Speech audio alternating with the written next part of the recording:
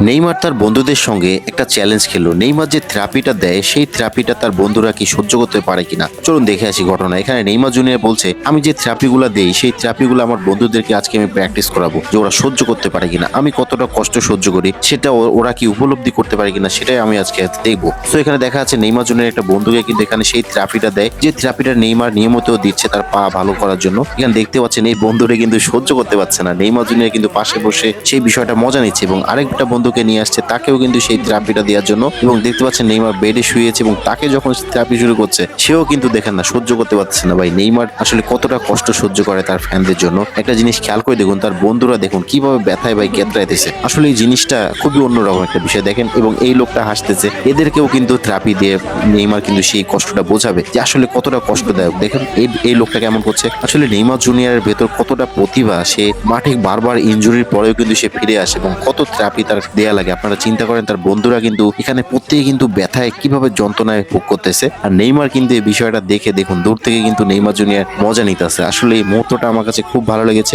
But Neymar তার ফ্যানদের জন্য যে কতটা কষ্ট করে এই ভিডিওটা দেখলে কিন্তু আসলে বোঝা গিয়েছে এবং নিজেকে ফিট রেখে সে মাঠে ফিরে কামব্যাক করে। সো নেইমার জুনিয়র 26 বিশ্বকাপে ভয়ঙ্কর রূপে ফিরবে, এটাই বাস্তব।